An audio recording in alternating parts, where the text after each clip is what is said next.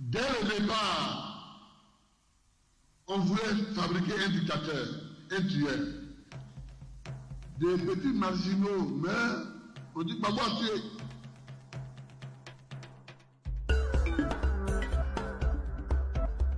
Et pourtant, ces cercueils qu'on aligne, comme les investigations de plusieurs organisations des droits de l'homme le prouveront, ce sont ceux de victimes des escadrons de la mort sous le commandement de Laurent Gbagbo et de son entourage immédiat. Il ne s'agit donc pas de petits marginaux, comme le lance avec condescendance et mépris le président ivoirien. Devant l'ampleur des massacres et contre l'orthodoxie religieuse et les valeurs culturelles dans le pays, c'est parfois dans des fosses communes qu'on enterre les victimes. Sous Laurent Gbagbo, les morts ont souvent une religion, l'islam. Sous Laurent Gbagbo, les morts ont souvent une origine, le nord de la Côte d'Ivoire. Sous Gbagbo, les morts ont souvent une coloration politique, l'opposition. Le génocide, c'est la volonté de destruction de tout parti d'un peuple en raison de son caractère national, racial, ethnique. Et on a pu le voir dans l'histoire avec ce qui s'est passé à Auschwitz, le génocide juif, mais aussi le génocide arménien en 1916 ou le génocide rwandais en 1994. La destruction se fait pour ce qu'on est.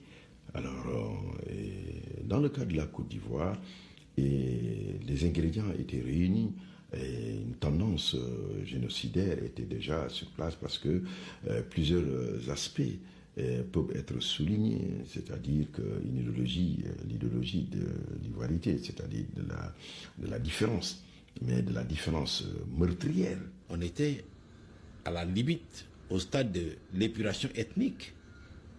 C'est certain qu'on était arrivé au stade de l'épuration ethnique.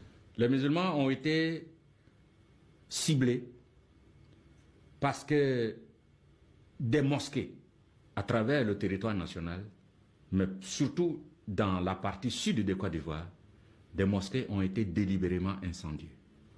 Des exemplaires du Saint-Coran ont été profanés. Des imams ont été assassinés, souvent dans les lieux de culte ou dans leurs maisons, et quelquefois avec certains membres de leur famille. Tout homme sensé ne devrait pas tolérer les attaques des lieux de culte. Notre civilisation est basée aussi sur le fait culturel qu'est la religion. On ne devrait pas tolérer les attaques des lieux de culte. Le jour où les hommes sont assez en colère pour attaquer les lieux de culte, c'est que l'humanité va vers la déshumanisation. Certains Ivoiriens se sont-ils donc laissés déshumaniser sous Laurent Gbagbo, quand des lieux de culte sont attaqués, exclusivement des mosquées, contre lesquelles les partisans de M. Gbagbo vont s'acharner. Une punition collective infligée aux membres de cette communauté pour leur soutien supposé à l'opposant Alassane Ouattara, lui-même musulman. Les 10 années de Laurent Gbagbo ont clairement été marquées par un basculement de plus en plus important du pays dans la violence, une généralisation de la violence. Et effectivement, je pense qu'on ne saura probablement jamais exactement, disons, le bilan en termes de victimes de cette période. Mais évidemment, dans ce bilan, il faut intégrer, disons, les victimes des exactions commises par les forces de sécurité ivoiriennes à la solde de Laurent Gbagbo, par les différentes milices. C'est notamment à travers les journaux que lui et ses proches ont créé que Laurent Gbagbo et sa formation, le Front populaire ivoirien, endoctrinent méthodiquement une partie des Ivoiriens. La stratégie de propagande consiste d'abord à brandir le chiffon rouge des étrangers envahisseurs, essentiellement des pays voisins, désignés à la vindicte populaire. Ensuite, le pouvoir, dans sa volonté de réduire l'électorat hostile du Nord à sa plus simple expression, assimile une partie des Ivoiriens de cette vaste région de savane aux immigrés burkinabés, maliens, guinéens et autres Nigériens avec lesquels ils partagent bien de langues locales, de patronymes et même la religion musulmane pour une partie. Il s'agit donc de faire de la majorité des Ivoiriens du Nord des apatrides et donc de leur retirer le droit d'être éligibles et de voter. Moi, ça me ferait très mal qu'on qualifie M. Laurent Gbagbo de panafricaniste. Et moi-même, je pensais qu'il était panafricaniste quand il était à l'opposition, à travers les discours qu'il tenait. C'était un monsieur que j'admirais beaucoup à travers les discours qu'il tenait. Mais une fois que je l'ai vu à l'œuvre, à l'action, donc ça me fera sourire d'entendre que M. Laurent Gbagbo est un panafricaniste.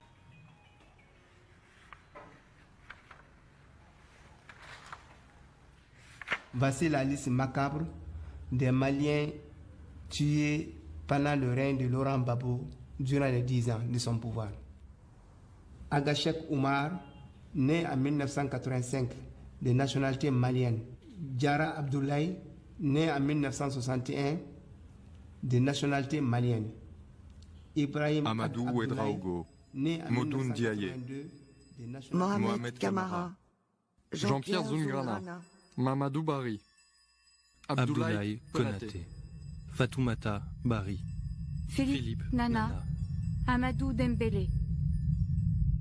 Serge Kofi, vous rentrez en Côte d'Ivoire il y a quelques années d'un exil au Canada. Beaucoup de choses ont été dites sur vous au sujet de cet exil, notamment des déboires avec la justice. Ce soir, vous êtes face à nous, sans réserve, dites-nous, que s'est-il passé au Canada? Au Canada, effectivement, j'ai eu beaucoup de démêlés avec la justice, beaucoup de difficultés avec la justice canadienne. Et tout est parti d'une dénonciation qui a été faite contre moi auprès des autorités canadiennes, me présentant comme appartenant à une organisation terroriste en Côte d'Ivoire. J'ai dit que c'est avec curiosité et puis surprise que j'ai découvert un document comme celui-là dans l'affaire me concernant au Canada. Le voici. Vous accusant de terrorisme? De terrorisme. J'ai découvert ce document à charge contre moi avec la signature du président Laurent Gbagbo qui témoigne contre moi. Vous voyez comment c'est curieux de voir une telle scène. Gbagbo a vendu sa vie. Il a sacrifié sa vie pour que nous parlions aujourd'hui. Et il est encore dans le feu. Et on lui doit tout. Et on doit lui pardonner tout. Chers amis, c'est ce que je vais vous dire. J'ai fait 5 ans, jour pour jour, heure pour heure, seconde pour seconde, dans une cellule avec Gbagbo Laurent. C'est un homme grand. J'attends trop de choses. Parce qu'avant tout, c'est un être humain. Il a besoin de notre soutien. Il a besoin de savoir que nous sommes autour de lui, dans notre diversité, pour que la cause puisse aboutir. Il n'a pas besoin de bruit. Donc taisez-vous.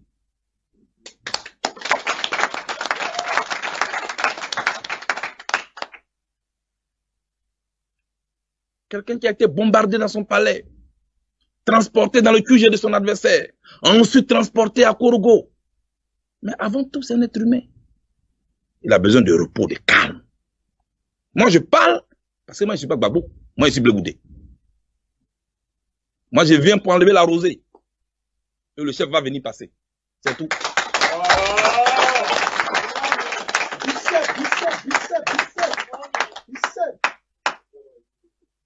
Héritage, héritage, héritage. La guerre des héritages nous a envoyé la guerre en Côte d'Ivoire. Je ne participerai jamais à une guerre d'héritage. Mais comme le fleuve, je vais apprendre à faire mon propre lit. Je veux ressembler à Gbagbo, parce que Gbagbo n'est l'héritier de personne. Il s'est créé lui-même, il s'est organisé. Les gens se sont moqués de lui, ils l'ont emprisonné, mais il est resté droit. Je veux marcher dans la démarche de Gbagbo Laurent, pour rester droit, pour rester digne.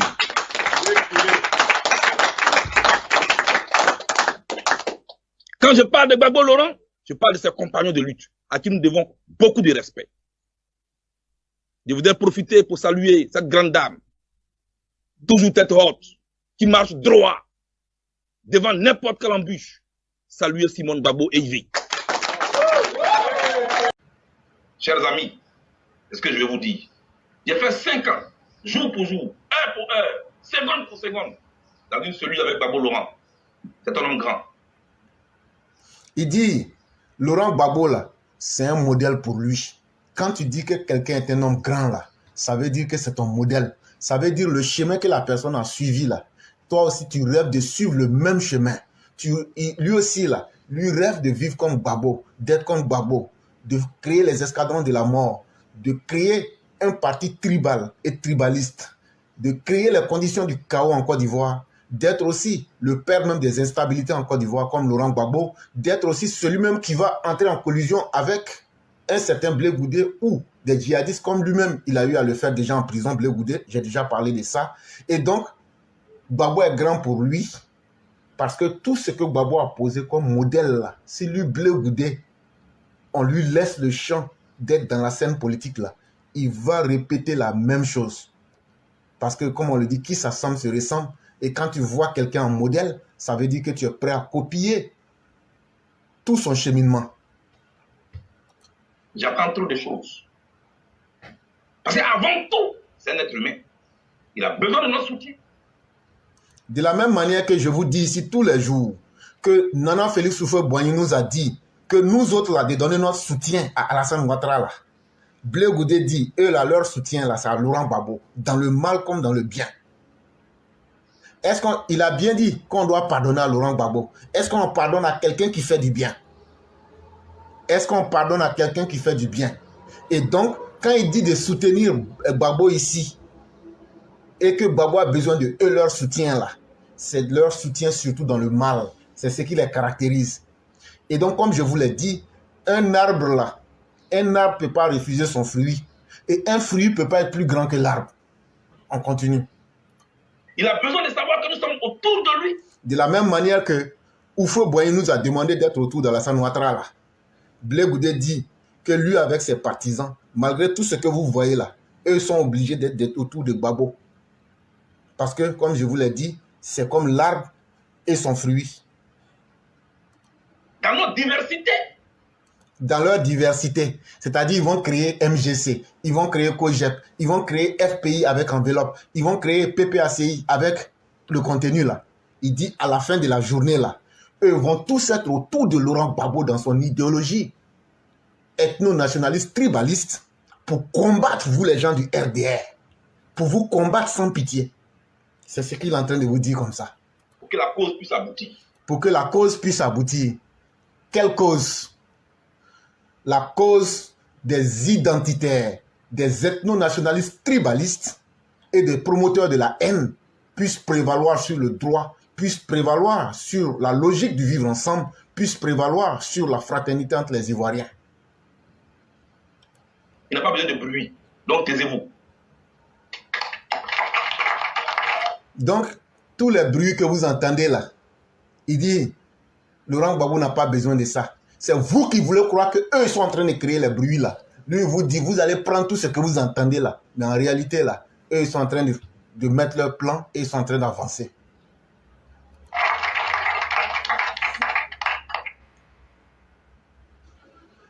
Quelqu'un qui a été bombardé dans son palais. Il nous rappelle maintenant le modèle que Laurent Gbagbo est pour eux, mais sans nous dire pourquoi Laurent Gbagbo a été bombardé. Retenez ça bien, et vous connaissez bien la raison. Transporté dans le QG de son adversaire. Comme si c'était quelqu'un qui n'avait rien fait et qui a été injustement pris. Ensuite transporté à Korogo.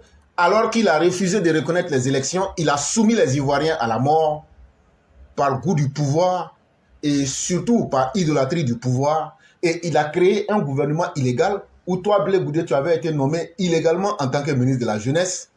Et tu offusques ces faits-là, tu veux cacher ces faits-là pour le présenter comme un innocent qui a juste été pris et qui a subi toutes les injustices du monde. C'est en fait de la manipulation qu'il est en train de faire pour essayer de faire renaître un capital sympathique vis-à-vis de Laurent Gbagbo. Et de cette façon-là, donc, eux veulent présenter directement ou indirectement Laurent Gbagbo comme une victime d'Alassane Ouattara. Parce que quand il dit qu'il a été à l'impersonnel, il va falloir qu'on puisse donner un œil et une identité à cette personne-là. Et donc, il est en train de catégoriser les Ivoiriens en deux groupes. Ceux qui ont fait du mal à Laurent Gbagbo, ceux qu'il appelle aujourd'hui par l'impersonnel, c'est eux-là qu'eux vont combattre. Et c'est le soutien qu'ils vont apporter à Laurent Gbagbo. Mais avant tout, c'est un être humain. Il a besoin de repos, de calme. Moi, je parle parce que moi, je ne suis pas Gbagbo. Moi, je suis Blé Goudé. Moi, je viens pour enlever la rosée. Et donc, Blé Goudé vient de vous dire la vérité. que lui, sa présence actuelle, là, c'est pour enlever la rosée. C'est-à-dire, tous les petits problèmes qu'il y a là, lui vient enlever, et puis Gbagbo va venir passer pour aller dans son palais à Abidjan. Ce n'est pas moi qui parle, la vidéo est là. Et donc là, et puis Blé Goudé parle, je suis en train de commenter le non-dit. C'est le non-dit, je suis en train de commenter. Quand nous on parle ici, c'est aux gens intelligents qu'on parle. Le chef va venir passer. Il dit quoi? Quand lui va enlever la rosée, le chef va venir passer. Et donc, je suis au service du président. Comme de la manière éclaireur dit, lui il va là, ce qu'il voit là, que contre Ouattara, il vient dire là. Blé Goudé dit c'est la même chose que lui il est en train de faire aussi pour Gbagbo. Eux ils viennent pour enlever tous les petits problèmes qui sont là. Et puis maintenant, Laurent Gbagbo va passer. Vous avez bien entendu. Et quand il a dit ça, là, c'est devant les militants du COJEP. Mais ils sont en train d'applaudir. C'est que leur chef du COJEP leur dit, là. Les militants du COJEP sont en train d'applaudir. Et donc, ça veut dire qu'ils sont dans la même logique. Malgré tout ce que vous voyez là, il n'est pas utile de perdre votre temps. Concentrons-nous sur nous-mêmes et apprêtons-nous à mettre fin à la forfaiture de ces dictateurs ethno-nationalistes anarchistes. Et vous avez entendu, quand ils ont parlé de Gbagbo pour dire que Gbagbo est leur chef là, les militants COJEP disent Bissé, Bissé, Bissé, Bissé. Tellement ils aiment ça. Et donc quand on vous dit toujours qu'ils sont dans un film chinois en train de vous distraire, on n'est pas en train de vous mentir. Héritage, héritage, héritage.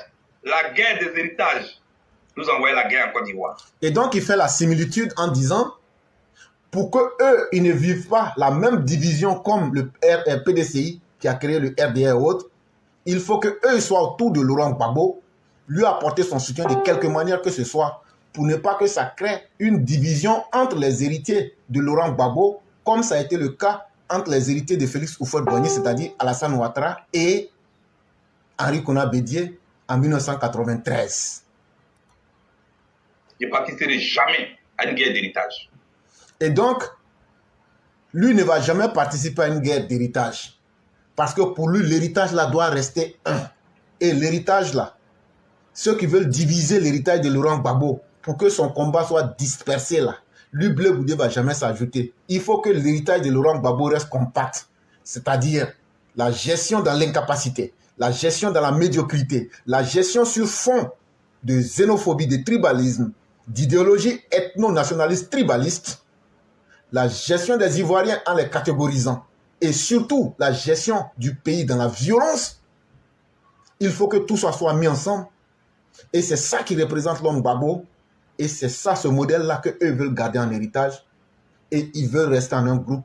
Et donc lui ne va jamais accepter que cela soit dispersé. Mais comme le fleuve,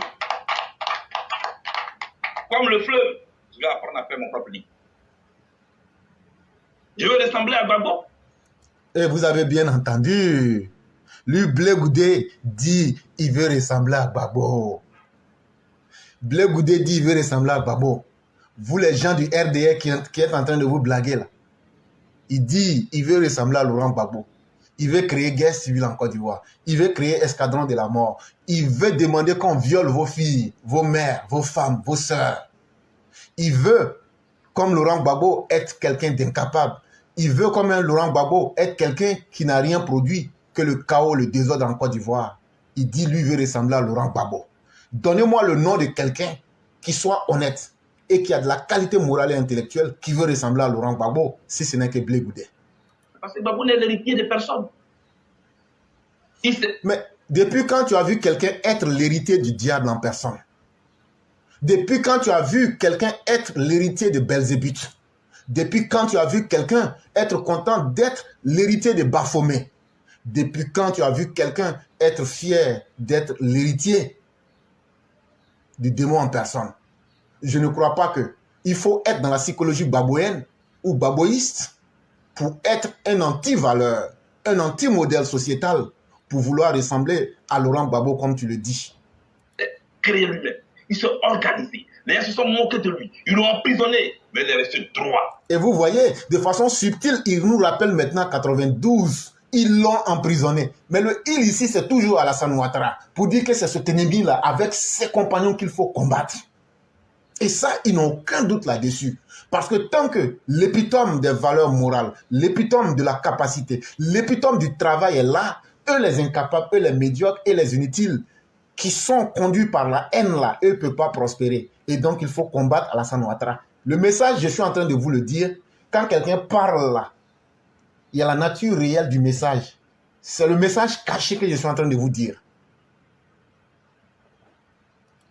Je veux marcher dans la démarche de Gbagbo Laurent. Vous avez entendu. Il dit tout ce que Laurent Gbagbo a fait là. Lui, Blé Goudé là, lui va refaire les mêmes choses.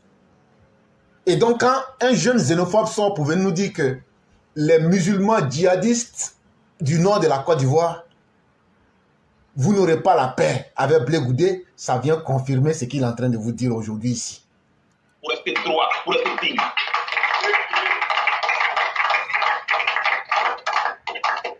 Quand je parle de Gbagbo Laurent, je parle de ses compagnons de lutte, à qui nous devons beaucoup de respect.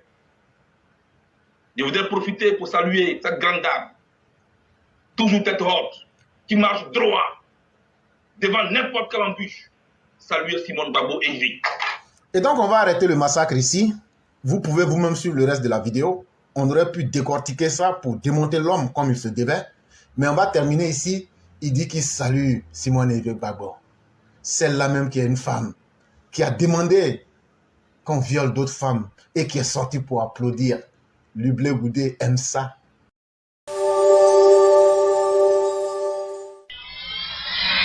Au mois de janvier, la presse internationale s'est fait l'écho des cas de viol survenus ici. Hein. Il y en a eu certains, mais au plan national, on a été totalement... tous ces cas de viol ont été totalement banalisés. Est-ce que ce n'est pas assez regrettable de banaliser aussi des actes aussi répréhensibles que le viol, surtout le viol des femmes? C'est vrai, c'est vrai.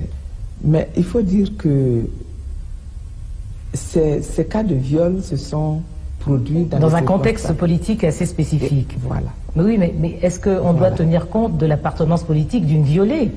Ce n'est pas ça le problème. Le problème, ce n'est pas l'appartenance politique de la violée. Le problème, c'est pourquoi les gens manifestaient. Est-ce que vous voyez? Pourquoi les gens manifestaient? Et à quel moment ces viols-là se sont produits? Et c'est ça. Et dans la mesure où les Ivoiriens désapprouvaient totalement les raisons de ces manifestations. Je ne sais pas si je me fais bien comprendre. Il y a eu l'amalgame politique, il y a eu la désapprobation de la population. Cela fait qu'aujourd'hui, les enquêtes se déroulent, mais que, bon, les gens se disent un peu, c'est peut-être un peu eux-mêmes qui ont cherché cela. C'est peut-être un peu eux-mêmes qui ont cherché cela.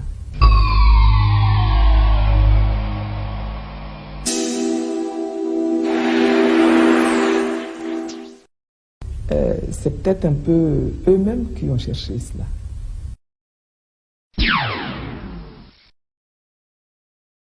J'ai sorti d'ici avec la justice pour la ramener en Côte d'Ivoire. Parce que Simone Gbagbo, j'ai des documents sur elle où elle a fait raser les jeunes patriotes avec Blé Goudé, effectivement. Parce qu'elle a envoyé les cheveux des jeunes patriotes au Bénin, effectivement, pour travailler sur que ceux les personnes prennent des armes. Les jeunes qu'ils ont regroupés pour leur demander de prendre des choses, comment on appelle, de payer du pétrole et de brûler tous ceux qui sont burkinabés. Moi, je ne dis pas on. Je vais traduire Simone Gbagbo en prison, en justice. Il va poser plainte contre elle et puis il va pour montrer toutes ces preuves-là. Ça va aller en Côte d'Ivoire là-bas, mes avocats vont envoyer ça en Côte d'Ivoire là-bas. Et puis s'il y a encore une justice, on va continuer ça ici. La plainte ici. Donc c'est ce qu'il a voulu dire. Maintenant, on va rentrer dans le business. À la CPI, des Charles Blé Goudé sont partis témoigner. Si moi j'étais parti témoigner, Gbagbo sortait, Blé Goudé restait. Parce que Gbagbo a demandé à ce que Blé Goudé dise aux jeunes patriotes des Ivoiriens qui veulent le tuer. Donc il faut que ces personnes sortent les mêmes. Mais Blé Goudé et Simone Gbagbo ont demandé qu'ils prennent du pétrole pour brûler tous ceux qui sont du là, les Haoussa, tous ces gens qu'à les brûler. J'ai des cassettes pour ça. Et j'ai des jeunes qui sont capables de témoigner pour ça. Tout juste le temps de permettre à ces jeunes-là de se mettre à l'abri. Et puis nous allons faire la guerre juridique. C'est ce que j'ai bien voulu vous dire. Donc les heures qui suivent, je vous dirai que je vais faire effectivement un direct. Merci. Et donc, chers militants, qu'est-ce que vous voulez encore qu'on vous dise? La vidéo est là, ce n'est pas moi qui invente. Je n'ai fait que prendre le discours de Blé Goudé et de vous décoder le fond du discours. Et je mets quiconque au défi de venir ici démontrer que ce que je dis n'est pas vrai. Et c'est ça la vérité. Quand un homme digne parle, il envoie des preuves et ce ne sont pas les preuves qui manquent. Et je peux vous envoyer des milliers de preuves pour vous prouver que Blé Goudé est un danger de la pire espèce pour la Côte d'Ivoire et même encore pire que Laurent Gbagbo. Et donc vous avez entendu, il dit que lui, il aime Simone Eve Gbagbo et qu'elle est digne parce qu'elle s'est encouragée à faire violer les autres femmes et surtout à dire qu'elles ont bien mérité leur viol, c'est-à-dire le viol des militants du RDR, le viol des militants de la liberté et de la dignité humaine qui n'ont demandé que l'application de la vérité, de la sincérité entre les Ivoiriens et surtout de la justice sociale. Et donc, mesdames et messieurs, vous voici présenté Blé Goudé en ce 15 avril 2023. Pour ceux qui encore doutaient ou qui avaient quelques a priori, voici le Blé Goudé qui est là. Au-delà des guéguerres et de toute la comédie humaine de mauvais goût que vous voyez, pour faire croire qu'ils sont en conflit, il n'en est rien. Ils pensent que c'est un jeu pour nous distraire, mais ils sont en train de se distraire eux-mêmes.